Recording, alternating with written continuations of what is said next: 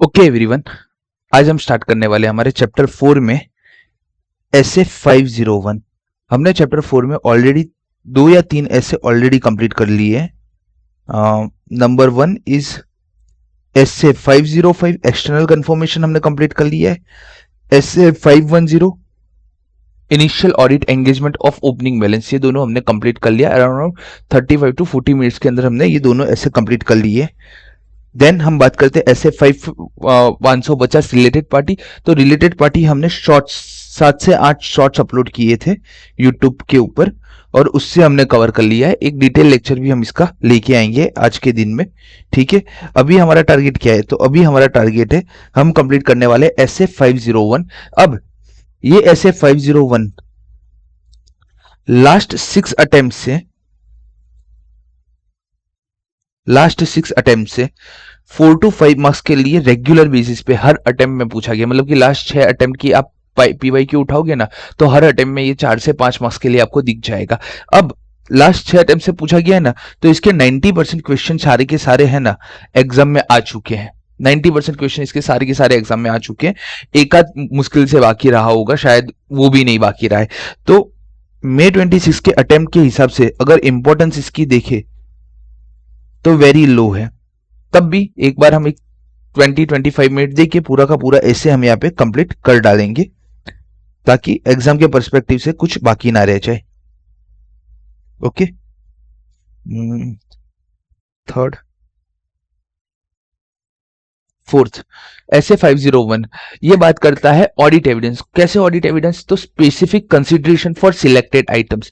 यहाँ पे कुछ सिलेक्टेड आइटम्स हमें दी गई और बोला भाई इसके ऊपर हमें स्पेसिफिक कंसिडरेशन करना है। तो कौन कौन सी बातें? तो पहली है इन्वेंट्री के ऊपर बातें की। दूसरा litigation and claims involving the entity and third segment information. इन तीन चीजों के ऊपर एक स्पेसिफिक ऑडिट एविडेंस बताए गए। Objective not so important on the exam perspective. क्या है ऑब्जेक्टिव? सीधा सीधा बताए भाई इन्वेंट्री के बारे में हमें एग्जिस्टेंस एंड कंडीशन जानना पड़ेगा।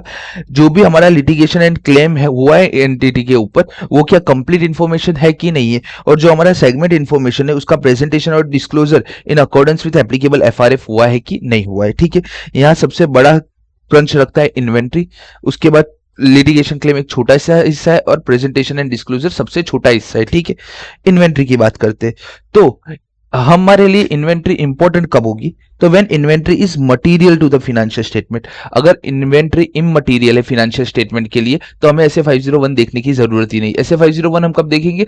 जब मटेरियल है। क्या मटेरियल है? इन्वेंट्री। किसके लिए? फाइनेंशियल स्टेटमेंट के लिए। तो when inventory is material to the financial statement, auditor shall obtain sufficient appropriate audit evidence regarding the existing and condition of the inventory।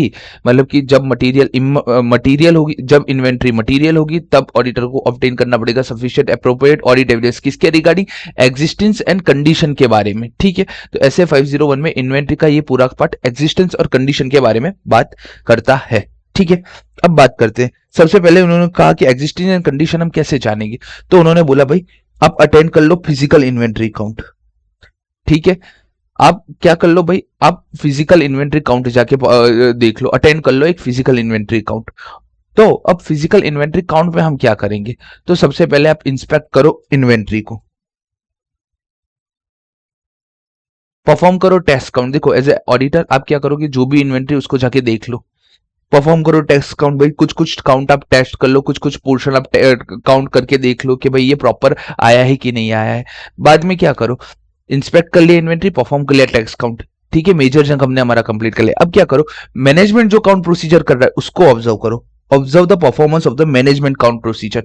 And उसके अलावा एक और चीज करो कि भाई ये जो काउंट प्रोसीजर हम यहाँ पे ऑब्जर्व कर रहे हैं ना, तो उसके रिगार्डिंग जो भी इंस्ट्रक्शन मैनेजमेंट ने दिए हैं ना वो प्रॉपर है कि नहीं है वो देख लो। तो evaluate management instruction and procedure for recording and controlling the result of physical inventory count. मतलब कि ये जो भी इन्वेंट्री काउंट ये फिजिकली कर रहे हैं उसके जो इंस्ट्रक्शन एंड प्रोसीजर है वो क्या प्रॉपर है कि नहीं है वो एक बार एवल्यूएट कर लो। तो फिजिकल इन्वेंट्री काउंट में हम क्या करेंगे? 4 चीज करेंगे। 2 चीज हमारे लिए, 2 चीज मैनेजमेंट के लिए।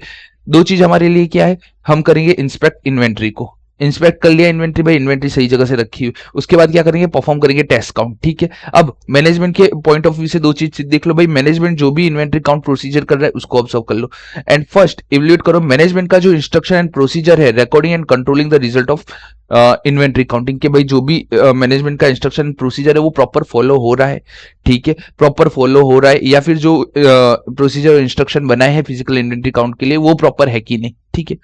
उसके अलावा क्या करो, परफॉर्म करो audit procedure over the entity's final inventory record to determine whether they accurately reflect the actual inventory count record.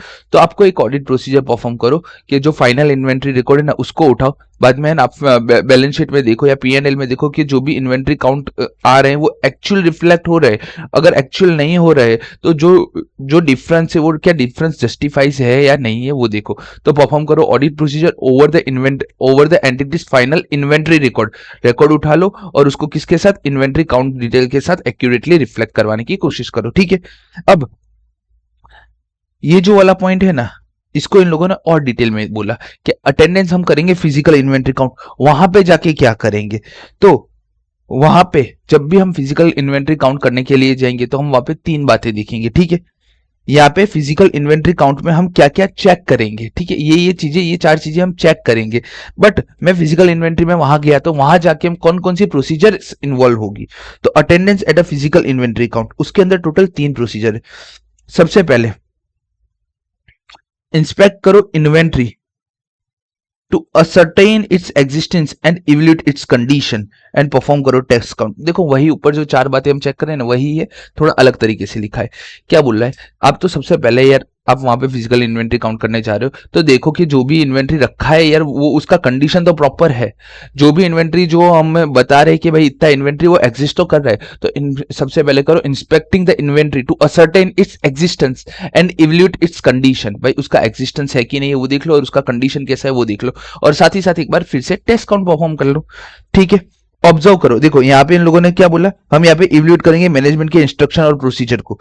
यहाँ क्या बोल रहा है, observing compliance with management instruction and performance of procedure of a recording and controlling the result of physical inventory का वहां evaluate करने की बात की है। बट जब मैं जाके ऑब्जर्व करूंगा तो मैं क्या करूंगा कि भाई जो इंस्ट्रक्शन मैनेजमेंट ने दी है वो फॉलो हो रहे कि नहीं है वो मुझे ऑब्जर्व करना है। तो second point, observing a compliance with the management instruction and the performance of a procedure for recording and controlling the result of physical inventory count. And last में ऑब्टेन करो audit evidence as the reliability of management count procedure. एक WR ले लो या कोई ऐसा obtain करो audit evidence जिससे पता चले कि भाई मैनेजमेंट ने जो काउंट प्रोसीजर किया है ना वो रिलायबल है। तो अगर ऐसा पूछे attendance at physical inventory counting के अंदर कौन कौन सी चीजें इन्वॉल्व होती है, तो टोटल 3 चीजें इन्वॉल्व होती है। पहला, इंस्पेक्ट करो इन्वेंट्री को to ascertain its existence and evaluate its condition. उसके अंदर दूसरी चीज, परफॉर्म कर डालो टेस्ट काउंट। उसके अलावा ऑब्जर्व करो compliance with the management instruction and performance of a procedure for recording and controlling the result of physical inventory count. And third point, obtaining audit evidence as to reliabilities management count procedure. ये 3 चीजें involve होती है, ये हम वहां जाके check करेंगे, ये 4 चीजें हम वहां जाके करेंगे। बट फिजिकल इन्वेंट्री काउंट के समय में ये 3 चीजें हमें इन्वॉल्व करके हमें फिजिकल इन्वेंट्री काउंट में इन्वॉल्व रहना पड़ेगा। अब अगर पूछेंगे तो ये एक क्वेश्चन आ सकता है May 26 में, बट नॉट सो इंपॉर्टेंट क्योंकि लास्ट 6 असेम्प्ट से पूछा जा रहा है। Matter relevant in planning attending at a physical inventory count. आप फिजिकल इन्वेंट्री काउंट पे गए तो उस समय पे हमें कौन कौन सी मैटर्स हमें ध्यान में रखनी चाहिए। Matters relevant in planning attendance at a physical count, कि भाई मैं फिजिकल इन्वेंट्री काउंट कर रहा हूं तो उस समय मुझे क्या ध्यान में रखना चाहिए कि भाई इन्वेंट्री कौन से नेचर का है, भाई पेरिशेबल है, भाई 2 या 3 दिन में खत्म हो जाएगा, उसकी एक्सपायरी डेट चेक करो, भाई 6 महीने के बाद एक्सपायर होने वाला है, ऐसा तो कोई प्रोडक्ट नहीं है ना जो एक्सपायरी वाला है वहां पे पड़ा है। कौन से स्टेज ऑफ कंप्लीशन पे है, ठीक है भाई स्टेज ऑफ कंप्लीशन WIP पे है, फिनिश गुड्स पे है, रॉ मटेरियल है, स्टेज ऑफ कंप्लीशन मुझे चेक करना पड़ेगा। बाद में जो इन्वेंट्री है वो कितना रिस्क ऑफ मटेरियल स्टेटमेंट लेके चलती है, क्या इन्वेंट्री के ऊपर इंटरनल कंट्रोल रखा हुआ है कि नहीं हुआ है, भाई जो इन्वेंट्री है वो फिजिकल काउंटिंग कब कब होता है, ये सारी चीजें मैटर हमें ध्यान में रखना पड़ेगा अगर हम फिजिकल इन्वेंट्री काउंट कंटिन्यू करते हैं। तो matter relevant in planning to attend a physical inventory count include, नीचे हमने कुछ एग्जांपल दिए। सबसे पहले भाई इन्वेंट्री का नेचर कौन सा है पहले मुझको वो बता दो। सेकंड मुझे बता दो stage of completion of WIP, stage of completion of WIP। उसके बाद क्या बता दो, ROMM of related to risk of material misstatement related to the inventory. उसके अलावा मुझे बता दो nature of internal control related to the entity to inventory. ठीक है, चार है, चार पहले चार बहुत इजी है। पहला क्या है भाई, इन्वेंट्री का नेचर बता दो। Second, stage of completion of WIP के कौन से स्टेज पे मुझे वो बता दो भाई, 50% वर्क कंप्लीट हो गया, 60 70 80% कौन से वर्क पे है। तो nature of inventory, stage of completion of WIP, risk of material misstatement related to the inventory, and fourth nature of the internal control related to the entity. Then physical inventory counting का timing क्या है भाई, जो management है वो कब inventory count कर रही है। मतलब कि मेरी इच्छा है 25th को करने की, लेकिन मैनेजमेंट बोले भाई हम 27 28 को जनरली करते हैं, तो हम क्या बोलेंगे भाई हम 27 28 को आते हैं। तो टाइमिंग देख लो इन्वेंट्री काउंट का कब हो रहा है। बाद में एंटिटी क्या मेंटेन कर रही है, परपेचुअल इन्वेंट्री सिस्टम, भाई पूरा का पूरा इन्वेंट्री सिस्टम जो होता है ना वो परपेचुअली वो मेंटेन कर रही है कि नहीं कर रही है। ठीक है, location at which inventory is held, भाई कौन सी लोकेशन पे इन्वेंट्री है। उसके अंदर आप मटीरियलिटी भी देख लो, आप रोमम भी देख लो। ठीक है, एंड लास्ट में ऑडिटर को क्या, ऑडिटर्स एक्सपर्ट्स का नीड रहेगा to sufficient appropriate audit evidence लेने के लिए। ठीक है, एक पॉइंट हमारा रह गया, वो नहीं करेंगे तो अभी चलेगा।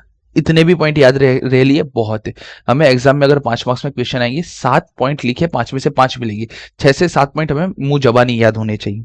ठीक है, पहला क्या है, पहले 4 पॉइंट तो याद ही है भाई। नेचर ऑफ इन्वेंट्री देख लो, stage of completion of WIP देख लो, ROMM related to the inventory देख लो, nature of internal control related to entity देख लो। उसके अलावा भाई फिजिकल इन्वेंट्री काउंटिंग का टाइमिंग क्या है, timing of physical inventory counting देख लो। बाद में एंटिटी मेंटेन कर रही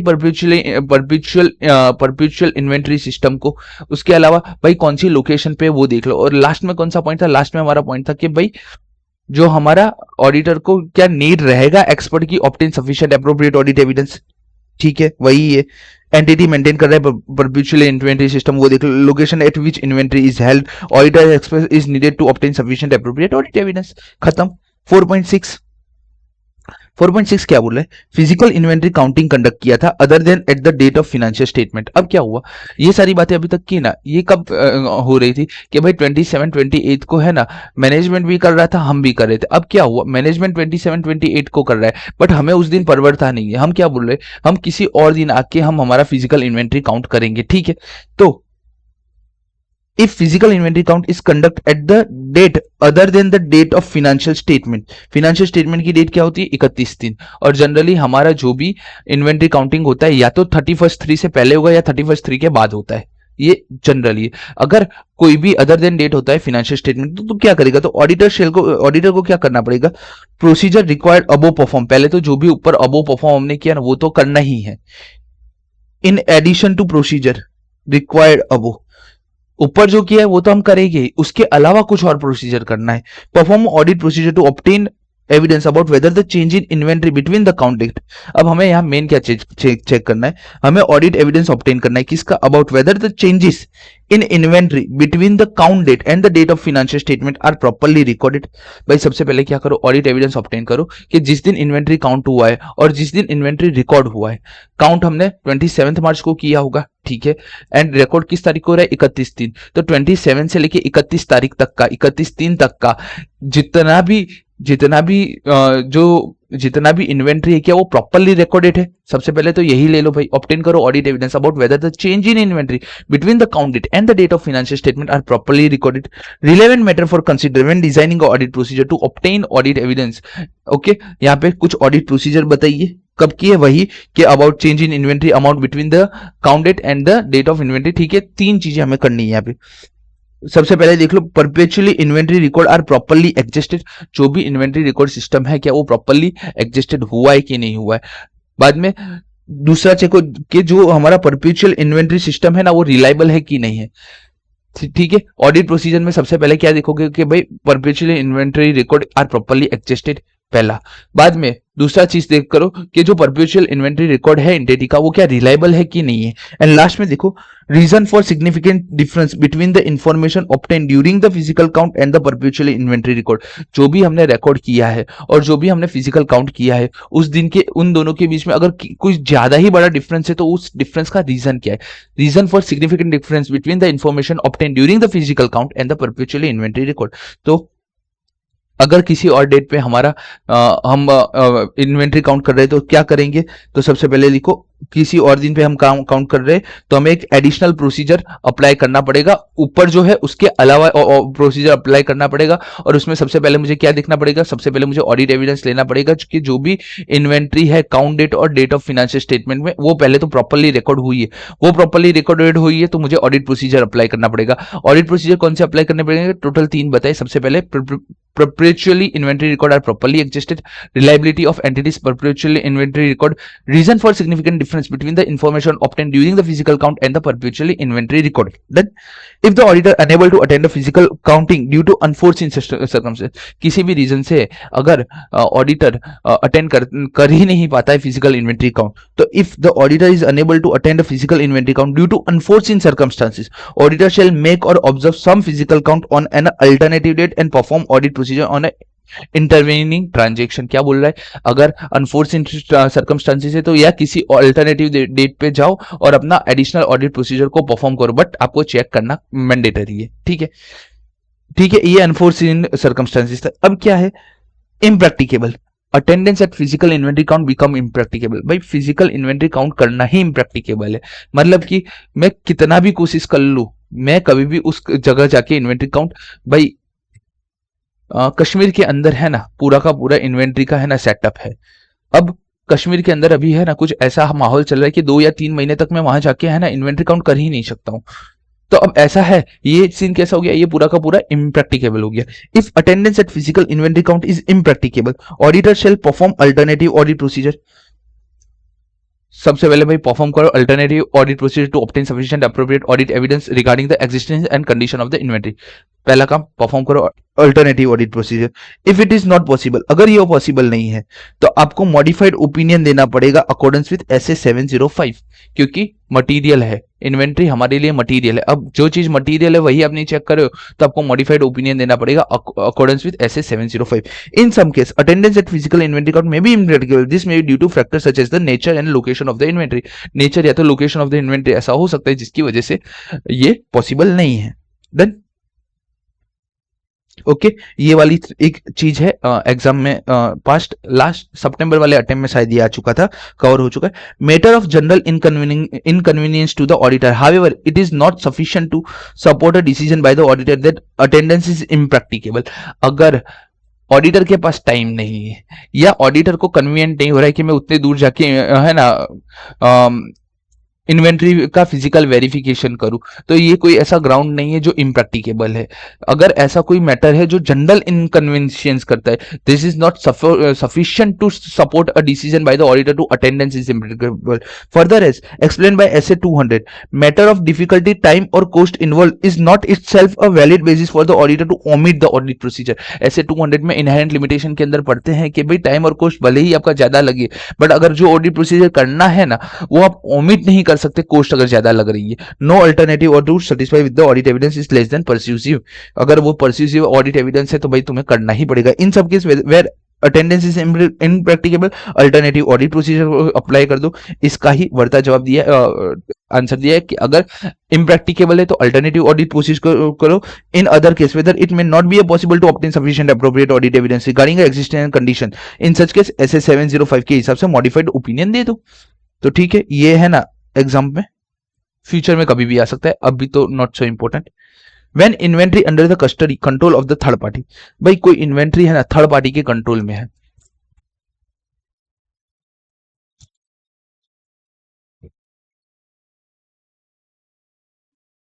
ओके 4.9, 4.10, 4.11, ठीक है, 3 ही बाकी। अब इन्वेंट्री है ना under the custody and control of the third party, जो हमारी इन्वेंट्री ना वो थर्ड पार्टी के पास है, ठीक है। अंडर द थर्ड पार्टी होगी तब मैं फिजिकल इन्वेंट्री काउंट कैसे करूंगा, तो मैंने inventory under the custody and control of the third party is material. पहली बात मटीरियल वो भी होना ही चाहिए, भले थर्ड पार्टी के पास वो मटीरियल होना इंपॉर्टेंट है, is material to the financial statement.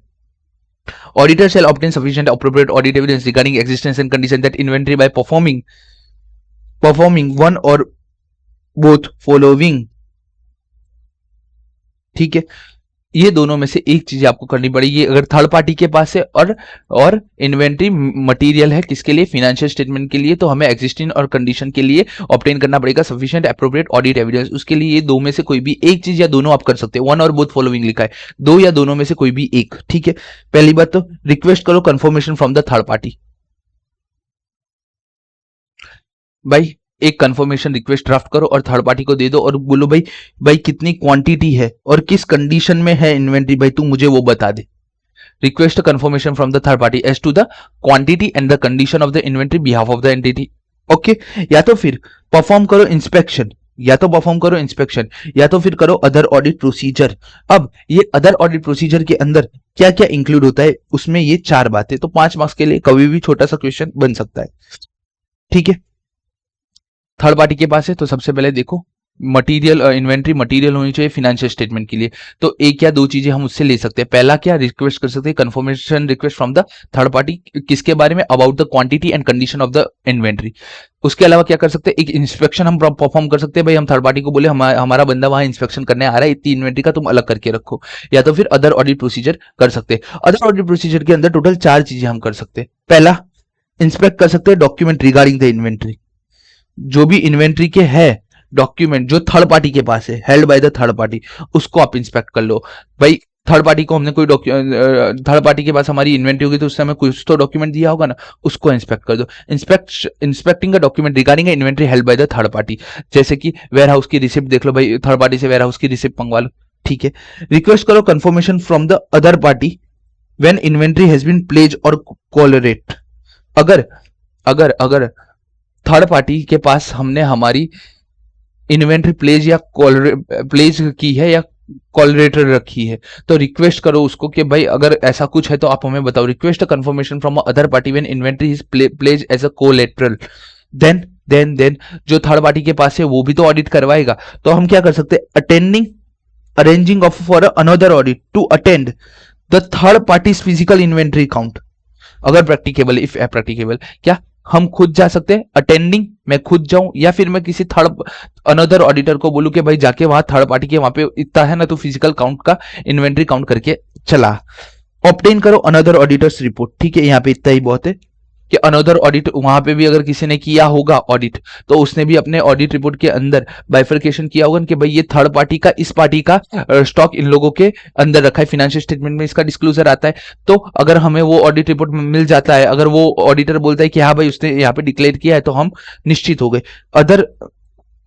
Other audit procedure के अंदर टोटल 4 चीजें। सबसे पहले इंस्पेक्ट करो document regarding inventory held by the third party. Second, request करो confirmation from the other party when inventory has pledged as a collateral. Third, attend या तो फिर अरेंज करो अनदर ऑडिटर को जो अटेंड करे थर्ड पार्टी का इन्वेंट्री काउंट, और ऑब्टेन करो अनदर ऑडिटर्स रिपोर्ट। देन 5 चीजें खत्म हो गई। अब हम बात करेंगे लिटिगेशन एंड क्लेम की। तो auditor shall design and perform audit procedure in auditor to identify litigation and claim involving में गिव अ राइज ऑफ, देखो इन्वेंट्री में हमने क्या बोला, इन्वेंट्री मटेरियल होनी चाहिए, वैसे लिटिगेशन एंड क्लेम कब हम देखेंगे, जब give a risk to a give a rise to a risk of material misstatement. Litigation और क्लेम में हम कब ध्यान जाएगा, जब वो है ना रोमम को राइज करेगा, rise of a risk of material misstatement. तो उनके लिए उन्होंने यहाँ पे यार ऑडिट प्रोसीजर बताई कि भाई रिस्क ऑफ मटेरियल मिसस्टेटमेंट कैसे हमें पता चलेगा कि रिस्क ऑफ मटेरियल मिसस्टेटमेंट ज्यादा है। तो उसके लिए उन लोगों ने बोला आप सबसे पहले इंक्वायरी करो मैनेजमेंट की, भाई मैनेजमेंट से पूछ लो, inquiry of management including in house legal counsel. भाई मैनेजमेंट को पूछो और इन हाउस लीगल काउंसिल को पूछो कि जो केस चल रहे उसके क्या, उसकी वजह से क्या एंटिटी को एडवर्स इंपैक्ट पड़ेगा, ठीक है। रिव्यू करो मिनट्स ऑफ द मीटिंग, आप मिनट्स ऑफ द मीटिंग देख लो, या फिर देख लो correspondence between the entity and its legal external legal counsel, ठीक है। आप रिव्यू करो minute of meeting of TCWG, उससे आपको पता चल जाएगा भाई कौन कौन से केस चल रहे हैं। या फिर एक्सटर्नल लीगल काउंसिल और एंटिटी की जो भी करस्पॉन्डेंस हुए उसको उठा लो और वहां से भी आपको पता चल जाएगा भाई कौन कौन से केस चल रहे हैं और वो रोमम हमें दे रहे हैं या नहीं दे रहे, give a rise of risk of material misstatement या नहीं। और एक लीगल एक्सपेंस अकाउंट देख लो, रिव्यू कर लो लीगल एक्सपेंस अकाउंट। अगर लीगल एक्सपेंस अकाउंट 1-2 करोड़ रुपए का पे किया, मतलब कि कुछ ऐसी चीजें हुई है जिसकी वजह से कोर्ट में कुछ केसेस चल रही है, तो कौन कौन सी ऑडिट प्रोसीजर है जिससे मैं पता पता लगा सको कि रिस्क ऑफ मटेरियल मिसस्टेटमेंट है कि नहीं, तो 3 बातें। इंक्वायरी करो मैनेजमेंट की including in house legal counsel. Review करो minutes of the meeting of TCWG and correspondence between the entity and external legal counsel. And third, review करो लीगल एक्सपेंस अकाउंट को। ठीक है। If the auditor assessed risk of material misstatement regarding a litigation and claim, communication with external entities, external legal counsel, auditor ने assess किया भाई रोमम तो है litigation और क्लेम के अंदर। ठीक है, ऊपर की 3 चीजों से हमें पता चल गया भाई रोमम तो है। अब रोमम है, अब ऑडिटर की इच्छा हो रही है कि वो कम्युनिकेट करे एक्सटर्नल लीगल काउंसिल से, तो वो क्या कैसे करेगा? तो if the auditor assess the risk of material misstatement regarding a litigation of claim that may have been identify, सबसे पहले वो आइडेंटिफाई हो चुके होने चाहिए, और when the audit procedure perform indicate that other material litigation claim में exist. या तो लिटिगेशन और क्लेम आइडेंटिफाई हो जाने चाहिए या तो वो एग्जिस्ट होने चाहिए। Auditor shall in addition to procedure required by the other S seek direct communication with the entities external legal counsel. ऐसे केसों में वो डायरेक्ट लीगल काउंसिल के साथ, एक्सटर्नल लीगल काउंसिल के साथ वो डायरेक्ट कम्युनिकेशन करने के लिए बोल सकता है। Okay, the auditor shall do so through a letter of inquiry. अब ये कम्युनिकेशन कैसे करेगा? लेटर ऑफ इंक्वायरी से, requesting the entities external legal counsel to communicate directly with the auditor. Letter of inquiry भेजेगा और बोलेगा भाई आप मुझसे डायरेक्ट कम्युनिकेट करो। ठीक है। If law and regulation and respective body प्रोहिबिटेट्स,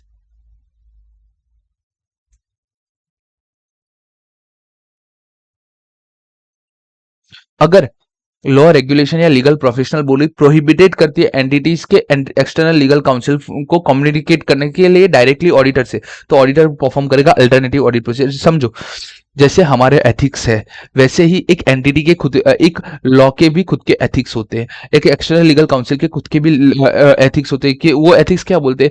जब तक मुझे मेरा लॉ एंड रेगुलेशन नहीं बोलता है कि ये चीज मुझे ऑडिटर को या एनी थर्ड पार्टी को कंफर्म करनी चाहिए, तब तक वो नहीं बताएगा, क्योंकि उनके एथिक्स है। अब उसमें हम आर्ग्यूमेंट नहीं कर सकते, तो उसमें हम क्या कर सकते हैं? अल्टरनेटिव ऑडिट प्रोसीजर परफॉर्म कर सकते हैं। Okay, if is consider to likely, अगर वो रिस्पॉन्ड करते, देखो हमने यहाँ पे लेटर ऑफ इंक्वायरी भेजा था, अगर वो रिस्पॉन्ड करते हैं appropriately letter of general inquiry को, तो ठीक है। अगर वो नहीं करते हैं, अगर वो लेटर ऑफ जनरल इंक्वायरी, हमने जो पहले लेटर एक फॉर्मल भेजा था उसका है ना, बोलते हैं कि भाई उसका रिस्पॉन्स उन्होंने अप्रोप्रिएट कर लिया, तो ठीक है। बट अगर वो नहीं करते हैं, to which the external legal counsel belongs prohibit response to the such letter, ऐसे लेटर को वो प्रोहिबिट करते, वो लोग नहीं देते, तो क्या करेंगे हम लेटर ऑफ ऑडिटर में seek a direct communication through the letter of specific inquiry.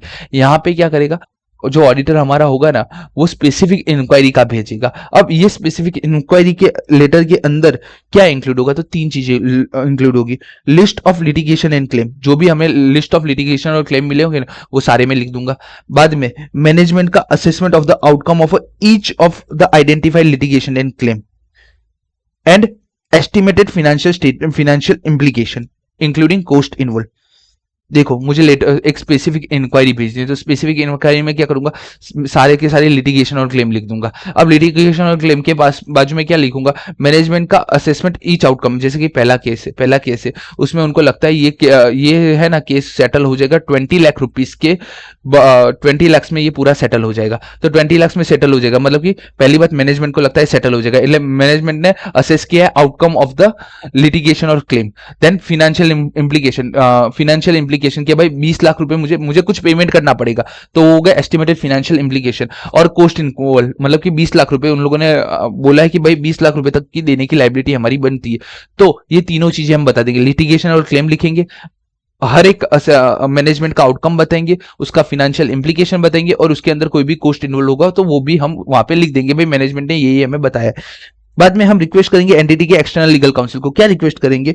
Reasonableness हमें बता दो कि भाई ये जो मैनेजमेंट ने असेसमेंट किया है वो प्रॉपर है कि नहीं है। भाई पहले तो ये जो असेसमेंट मैनेजमेंट जो बोला है वो सही बोला है कि नहीं, पहले तुम वो बता दो मुझे। ठीक है, अगर वो बोले उसके अलावा ठीक है, पहला तो हुआ भाई तुम बता दो कि ये जो मैनेजमेंट बता रहा है ये बरोबर है कि नहीं है। और दूसरा पूछ लो कि ये जो मैंने लिस्ट आपको भेजी है ये इनकम्प्लीट और इनकरेक्ट तो नहीं है ना, ये लिस्ट प्रॉपर तो है ना? And provide the auditor with the further information if the list is considered by the entities external legal counsel to be incomplete और इनकरेक्ट। ये लिस्ट इनकम्प्लीट या इनकरेक्टेड तो नहीं है ना? ठीक है, तीन चीजें लिस्ट, लिटिगेशन और क्लेम उठाओ, स्पेसिफिक इंक्वायरी अगर पूछे तो स्पेसिफिक इंक्वायरी में लिटिगेशन एंड क्लेम उठा लो, उसमें मैनेजमेंट का असेसमेंट लिख दो एंड आउटकम लिख दो, each identify litigation and claim including financial implication and cost involve. Third, reasonableness of management assessment बता दो एंड बोल दो कि ये जो लिस्ट है वो इनकम्प्लीट या इनकरेक्ट तो नहीं है।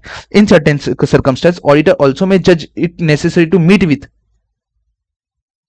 With the entities external legal council.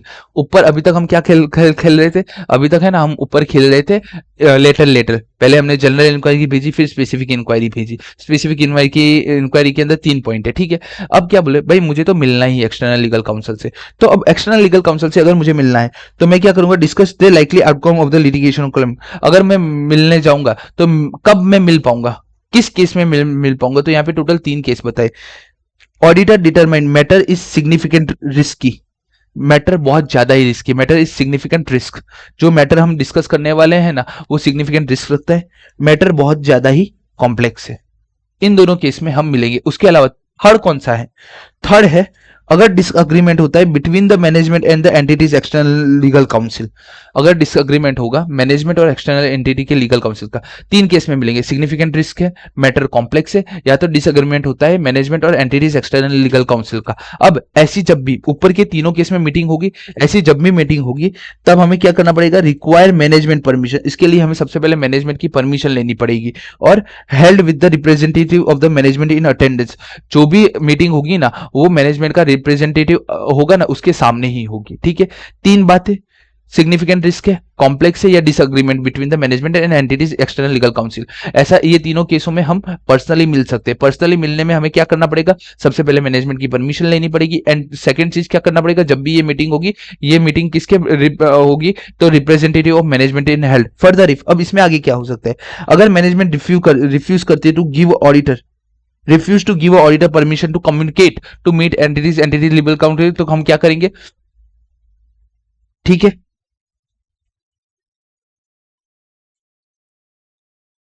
by performing alternative audit procedure, give me a minute। अब यहाँ पे 2 चीजें बन सकती है। पहला तो मैनेजमेंट क्या बोलेगा, मैनेजमेंट रिफ्यूज कर देगा परमिशन देने से कि भाई तुम एक्सटर्नल लीगल काउंसिल से नहीं मिल सकते, या फिर एंटिटी का एक्सटर्नल लीगल काउंसिल रिफ्यूज कर दे। 2 चीजें, एक या तो मैनेजमेंट रिफ्यूज कर सकता है या तो फिर एंटिटी का एक्सटर्नल लीगल काउंसिल रिफ्यूज कर सकता है, ठीक है। उसके अलावा ये दोनों ने रिफ्यूज कर दिया, हमने क्या किया, हमने ऑब्टेन करना चाहा sufficient appropriate audit evidence but वो हमें नहीं मिला, तो auditor is unable to obtain sufficient appropriate audit evidence by performing alternative audit procedure. अगर ए या बी दोनों में से कोई भी केस है तो हम क्या करेंगे, मॉडिफाइड ओपिनियन दे देंगे in the auditor report accordance with SS 705, ठीक है। तो ये भी यहाँ पे खत्म हुआ। अब सेगमेंट इंफॉर्मेशन में है ना, सिर्फ करना है ना तो ये वाला पार्ट करो, 5 मार्क्स में सीधा 4 मार्क्स में पूछ लेंगे वो लोग कि understanding of the entities method use by the management. भाई सेगमेंट इंफॉर्मेशन के बारे में पूछेगा कि example of matter may be relevant when the obtaining understanding of a method used by the management determine the segment information where the such method are likely to be result in disclosure in accordance with applicable FRF। सीधा क्या पूछेगा कि भाई हमें segment information को कैसे हमें show करना चाहिए एज पर एप्लीकेबल FRF। तो पहला इन लोगों ने क्या बोला, सेगमेंट इंफॉर्मेशन हमने अकाउंट्स में पढ़ा है, वही 4 पॉइंट है। Allocation of asset and cost among the segment, भाई 5 सेगमेंट है। रिलायंस इंडस्ट्री में सबसे पहले हमारा है पेट्रोकेमिकल्स, बाद में जियो, अभी मैं सब कुछ साथ में ही ले रहा हूं, पेट्रोकेमिकल्स, जियो, बाद में जियो मार्ट, ठीक है, ये सिम कार्ड वाला। अब ऐसे 3 बिजनेस है, अब ये 3 बिजनेस के लिए एक असेट यूज हो रहा है, तो सेगमेंट इंफॉर्मेशन में हम क्या करते हैं भाई, जो जितना यूज करता है उसके हिसाब से हम डिवाइड कर देते। तो allocation of asset and cost among the segment, जो भी असेट और कॉस्ट आता है, जो जनरल कॉस्ट है, स्पेसिफिक कॉस्ट तो यहीं पे आ जाएगा भाई, पेट्रोकेमिकल का स्पेसिफिक कॉस्ट इतना है, बट एडमिन कॉस्ट, इन तीनों को एडमिन कॉस्ट करने के लिए पूरे साल में 1.5 करोड़ का खर्चा लगा, तो ये 1.5 करोड़ का खर्चा इन दोनों में उनके यूनिट के हिसाब से या जो भी उन लोगों ने डिसाइड किया होगा उसके हिसाब से हमें ट्रांसफर कर देना पड़े या उनके बीच में अलोकेट करना पड़े। तो अलोकेशन करो असेट और कॉस्ट को among the segment. Then consistency with the prior periods में जिस हिसाब से किया था ना उसी हिसाब से आपका डिस्क्लोजर होना चाहिए, अगर प्रायर पीरियड में किसी और हिसाब से किया, इस साल आप अलग हिसाब से, ऐसा नहीं। कंसिस्टेंसी विथ रहना चाहिए, prior period and adequacy of the disclosure with the respected to inconsistency. अगर इनकंसिस्टेंसी कुछ हो रही है तो उसके बारे में आपको डिस्क्लोजर दे देना चाहिए। बाद में आपको कंपैरिजन करना चाहिए with budget and other expected result का, ठीक है। And last, sale transfer and charges between the segment and elimination of inter segment amounts, ठीक है। आप क्या करो, जो भी सेल ट्रांसफर और चार्ज हुआ है बिटवीन द सेगमेंट, भाई पेट्रोकेमिकल्स और जियो के बीच में कोई सेल ट्रांसफर, सेल हुआ है या ट्रांसफर हुआ है या चार्ज हुआ है, उसको रिमूव कर डालो भाई। बाद में elimination of inter segment amount, कोई ऐसी अमाउंट है जो इंटर सेगमेंट है तो उसको भी एलिमिनेट कर डालो, ठीक है। तो ये 4 पॉइंट है, ये 4 मार्क्स में सीधा सीधा यहाँ से यही पूछा जा सकता है और कुछ नहीं। अराउंड इसके ही साथ हमारा एसए 501 कंप्लीट हो चुका है। Not so important for the may 26, but एक बार देख लेना। ओके, अब इसी के ही साथ हमारे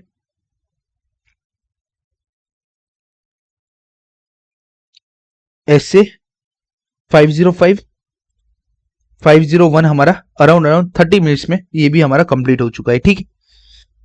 आप चाहोगे ये 50 505 505 501 510 550, ये 4 ऐसे आप 1 आवर के अंदर कंप्लीट कर सकते हो अगर एक बार बहुत प्रॉपरली आपका हो चुका है रिवीजन। तो अब हम क्या करेंगे, नेक्स्ट हमारा है ना, ये शॉर्ट्स पे है, ऐसे 550 को है ना हम एक बार फटाफट है ना 25 टू 30 मिनट्स के अंदर है ना कंप्लीट वीडियो आपके लिए ये भी अपलोड कर देते, तो 4 ऐसे यहाँ से खत्म हो जाएगी।